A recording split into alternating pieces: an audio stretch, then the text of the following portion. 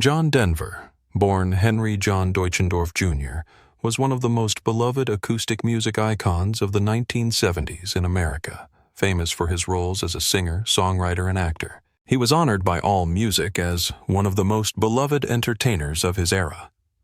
With his long blonde hair, round granny glasses, and songs praising the majestic nature, especially the Rocky Mountains, Denver shaped the image of an artist who was pure and close to the environment. But tragedy struck unexpectedly on the afternoon of October 12, 1997, when the home-built plane he was piloting crashed into Monterey Bay near Pacific Grove, California, killing the music legend at the age of 53. The single accident caused great shock, not only because of its suddenness, but also because it involved a passion for flying that Denver had shared publicly and turned into a source of artistic inspiration. What made the truth behind this accident so bitter, beyond the surface explanation of mechanical failure? Was he really killed by the inconvenience of an inaccessible fuel transfer valve and a lack of training in converting the new type of aircraft? Or is there something deeper hidden in the star's glamorous yet dark life, involving a history of drunk driving, a revocation of his FAA medical certificate, and a simmering battle with inner trauma and the pressures of fame? Let's find out the exact truth about this fateful event, peeling back the layers of tragedy to better understand the talented but ill-fated artist, and analyzing the harsh contrast between his public image and his inner crisis. Henry John Deutschendorf Jr. was born on December 31, 1943, in Roswell, New Mexico. His father, Henry John Deutschendorf Sr., was a pilot in the United States Army Air Forces who set several airspeed records. Because of his father's military service, Denver's family moved around a lot, which created a nomadic childhood. In his 1994 autobiography, Take Me Home, Denver describes his father as a strict, unloving father who left the introverted John feeling isolated and unable to fit in with his peers. The first turning point came when Denver, at age 11, received an acoustic guitar from his grandmother. That simple gift changed his life. Denver began learning to play the guitar and performing at local clubs while in college. He studied architecture at Texas Tech University in Lubbock and sang in the folk group the Alpine Trio. Denver decided to change his name because Randy Sparks, founder of the New Christy Minstrels, suggested that the surname Deutschendorf would not fit on a sign. After dropping out of school in 1963, he moved to Los Angeles to pursue a music career. In 1965, Denver joined the Chad Mitchell Trio, which later changed its name to Denver, Boise, and Johnson. In 1969, Denver pursued a solo career and released his first album for RCA Records, Rhymes and Reasons. 2 years earlier, he had self-produced a demo of the song Babe, I Hate to Go, later retitled Leaving on a Jet Plane. This song, when covered by Peter, Paul, and Mary, under the recommendation of producer Milt Oken, reached #1 on the Billboard Hot 100, officially establishing Denver as a promising songwriter. During the 1970s, under the management of Jerry Weintraub, Denver's career took off, making him one of the best-selling acoustic artists. He recorded and released around 300 songs, of which he wrote around 200 himself. Denver has had 33 albums and singles certified gold and platinum in the U.S., with estimated sales of over 33 million copies. Denver is known for his blend of folk, country, western, and soft rock. His songs often revolve around the joy of nature, his rejection of city life, his passion for music, and the challenges of relationships. Take Me Home, Country Roads, released on the album Poems, Prayers, and Promises, 1971, the song quickly reached #2 on the Billboard charts.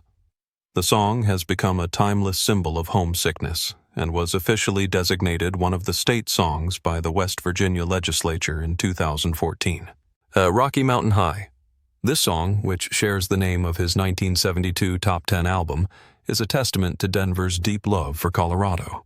The song was inspired by a memorable camping trip with his first wife, Annie, and friends. It captivated the public for its artistic value and the emotional appeal it evoked when experiencing the beauty of the Colorado mountains. In 2007, nearly 10 years after his death, the Colorado State Legislature passed a resolution making the song one of 2 official state songs. Denver himself was named Colorado's State Poet Laureate in 1974. Besides music, Denver was a beloved television and film personality. Oh God, 1977. Denver starred as Jerry Landers alongside veteran actor George Burns. This comedy demonstrated Denver's natural charisma and warmth on screen, a perfect complement to Burns's humor. Ghetto specials. Denver frequently guest-starred on and later hosted music and variety shows. His Rocky Mountain Christmas attracted over 60 million viewers, making it the highest-rated show on the ABC network at the time. In particular, his live television show, An Evening with John Denver, won an Emmy Award for Best Special, Comedy, Variety, or Music in 1974 and 1975. Denver also hosted the Grammy Awards 5 times in the 1970s and 1980s. Aside from the stage spotlight, Denver's personal life was filled with both happiness and hidden tragedy. Denver first married Annie Martell in 1967, who was the direct inspiration for Annie's song. After the success of Rocky Mountain High, Denver bought a residence in Aspen, Colorado, where he lived for most of his life. They adopted 2 children, Zachary John and Anna Kate, whom Denver believed were destined to be his children. Denver often said that his most cherished legacy was not his music, but being a father to Zachary John and Anna Kate. However, the marriage ended in divorce in 1982. Denver shared that the demands of his career drove them apart. To emphasize the division of assets in the divorce, he made a shocking move, cutting their wedding bed in half with a chainsaw. He remarried Australian actress Cassandra Delaney in 1988, and they had a daughter, Jessie Bell. This second marriage was also short-lived, lasting until 1993, and Denver later said that before the divorce ended, she made a fool of me from one end of the valley to the other. These personal rifts, especially the act of cutting up the wedding bed with a chainsaw, revealed a complex, impulsive, and painful side to the artist's personality that the public perceived as gentle and rustic. In parallel with his musical career, Denver was an active social and environmental activist. He was openly political and ecologically protective since the mid-1970s. He founded the WinStar Foundation in 1976 to promote sustainable living and founded the environmental group Planet 2020. Denver was also a strong supporter of space exploration. He received the NASA Distinguished Public Service Medal in 1985 for helping increase awareness of space exploration among people around the world, and was a finalist for the first civilian trip on the Space Shuttle in 1986. In addition, Denver was involved in social causes, including co-founding the Hunger Project. He also testified before the Senate Commerce and Labor Committee against censorship in music during the 1985 Parents Music Resource Center (PMRC) hearing, siding with controversial figures like Dee Snider and Frank Zappa.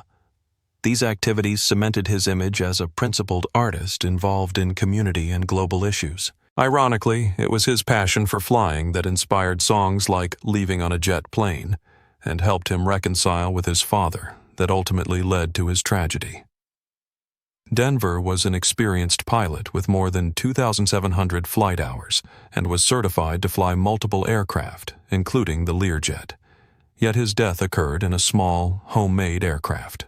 On October 12, 1997, John Denver was piloting a Rutan Long EZ, a 2-seat kit-built propeller plane, when it crashed into Monterey Bay. He was the only person on board. The official cause of death was multiple organ trauma from impact. Initially, the incident was ruled an air accident, and some reports focused solely on pilot error or mechanical failure as the primary cause. The biggest contradiction was that such an experienced pilot like Denver would crash a small plane in relatively clear weather. Although the plane was new and he had only had a half-hour familiarization flight the day before, Denver was known to be passionate and knowledgeable about flying, considering it his second greatest love after music. Theories of pilot error quickly spread, calling into question his judgment. The post-crash investigation by the National Transportation Safety Board, NTSB, unraveled a complex chain of factors, revealing a much darker and more disturbing truth than anyone expected. The NTSB determined that the primary cause was Denver's failure to switch fuel tanks mid-flight. The homemade Rutan Long EZ had an unusually positioned fuel selector valve. The original design required the valve handle to be between the pilot's legs, but the manufacturer placed it behind the pilot's left shoulder. The fuel gauge was also placed behind the pilot's seat and was not visible from the controls. The NTSB investigation found that switching the fuel tank required the pilot to rotate his body 90 degrees, an action that was nearly impossible while strapped in. This rotation created a natural tendency to place his right foot on the right rudder pedal for balance, causing the plane to pitch sharply to the right and pitch up, resulting in a loss of control. Before the flight, Denver and the mechanic discussed the difficulty of reaching and rotating the fuel selector handle. They even tried extending the handle with a vice grip, but that did not solve the problem. The mechanic informed Denver that the fuel gauge was only visible to the person sitting in the rear cockpit. Despite being offered fuel, Denver refused, saying he would only fly for about an hour. Denver also planned to use the autopilot to stabilize the plane while he tried to turn the fuel valve. The most horrifying part of the personal tragedy was the truth about Denver's legal status at the time of the crash. Denver had a history of drunken driving charges in 1993, pleaded guilty and was placed on probation, and again in 1994, crashing his Porsche into a tree. Because of this history, the Federal Aviation Administration, FAA, required Denver to abstain from alcohol completely if he wanted to continue flying. In 1996, almost a year before the crash, the FAA determined Denver was medically unfit to fly due to his failure to abstain from alcohol and revoked his medical certification. This meant that Denver was operating the Rutan Long EZ illegally on the day of his death. Although an autopsy revealed no traces of alcohol or drugs in Denver's system at the time of the crash, the fact that he was flying without a valid license due to a history of substance abuse and failure to comply with FAA regulations exacerbated the tragedy. It revealed a profound contradiction between his impeccable public image and his secret personal struggles. The exposure of Denver's legal status, combined with aircraft design problems and inadequate training, forced the aviation community to confront its regulatory gaps. The NTSB recommended mandatory training standards for pilots flying home-built aircraft and emphasized the importance of easy access to all controls, including valves and fuel gauges. For the public, this truth complicated Denver's legacy. His image as a wholesome troubadour was undermined by evidence of a history of domestic violence. In his 1994 autobiography, he spoke candidly about his drug use, extramarital affairs, and history of domestic violence, and alcohol abuse problems. The ultimate tragedy was not just a mechanical failure, but an unfortunate intersection of mechanical failure, poor training, and poor judgment stemming from personal stress and crisis. The true nature of John Denver's death was a double tragedy. A mechanical failure due to poorly customized aircraft, and a personal failure due to his decision to fly illegally while struggling with his own problems. The hidden truth is that Denver was caught in a perfect storm of human fragility and technical failure, where internal wounds, stress, pressure, history of substance abuse led to recklessness and the sacrifice of safety. John Denver's tragedy was not simply an air crash, but a metaphor for the eventual breakdown between a carefully constructed public image and a chaotic personal reality. Denver grew up feeling out of place and struggling to find belonging due to his nomadic lifestyle and strict father. The meteoric rise to fame in the 1970s brought recognition, but also relentless pressure. The pressure of his career was a factor in his first divorce. Deeply personal issues such as drug use, infidelity, and domestic violence were revealed in his autobiography, revealing a darker side hidden behind the Rocky Mountain High image. His struggles with alcohol, which were evidenced by repeated DUI convictions in the 1990s, culminated in the FAA revoking his medical certification. His decision to fly the homemade Long EZ in 1997 was a serious error of judgment. This suggests that Denver was perhaps facing extreme stress and possibly bouts of depression, leading him to ignore safety and legal rules or to seek relief in risky behavior. The tragedy also reflects gaps in oversight of homemade aircraft. The Long EZ's builder's decision to place the fuel valve in an inaccessible location was a serious engineering flaw. While the FAA did its part to revoke Denver's license, the crash underscored the need for stricter training and regulatory standards for homemade aircraft, as even an experienced pilot could not compensate for such a serious design flaw. The climax of the tragedy was not the crash itself, but the moment Denver struggled in the cockpit, trying to turn the fuel valve behind his shoulder, leading to the loss of control. It was a fateful clash of will and physical inability in an aircraft he was not supposed to be flying. The revelation that John Denver was flying illegally due to his inability to abstain from alcohol is far more tragic than mere pilot error. It shatters the image of the hero conservationist who championed healthy living, revealing a painful truth about man's eternal struggle with personal problems and self-destruction. Fame and talent do not protect him from human vulnerability. In this accident, responsibility is multidimensional. The aircraft manufacturer is responsible for the inadequate safety design. However, John Denver himself bears a heavy responsibility.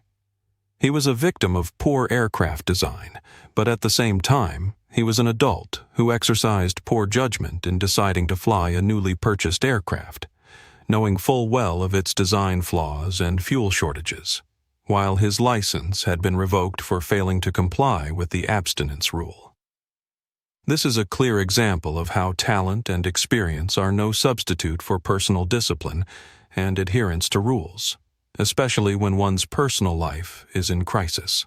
The most important lesson from Denver's tragedy is the need to be transparent about mental health and substance abuse issues, even for celebrities. His refusal to sing "We Are the World" because the producer feared his image would damage the song's credibility as a pop-rock anthem illustrates the pressure to maintain a perfect image in the entertainment industry. The dark truth of Denver's death is a warning that unseen pressures, if left unaddressed, can lead to reckless decisions with catastrophic consequences. John Denver's tragedy is timeless, reflecting the struggle between human nature and societal expectations. He was a beacon of optimism, but his death is a grim reminder of how complicated, painful, and contradictory a celebrity's personal life can be compared to the public image they must maintain. This story highlights the complexity of the truth. The NTSB's official account of a mechanical failure was obscured by the more painful personal truth about his legal status and inner struggles. John Denver left behind a vast musical legacy, a glittering career that included 12 gold and 4 platinum albums, and a tireless dedication to the environment and space exploration. His life was a mixture of pure joy in nature and the low notes of personal tragedy, from the joy of fatherhood to the bitterness of his marriage and, finally, the fateful decision to fly illegally. His death, caused by a combination of faulty aircraft design, inadequate training, and personal recklessness, is a painful reminder that glamour can never completely mask inner wounds. What questions does the unfolding truth of John Denver's tragedy raise about our trust in institutions and what we accept as truth? Does society focus so much on the glamour of celebrities that it ignores the deeper inner fractures, psychological substance abuse, that drive them to seek escape in risky behaviors and ultimately pay with their lives?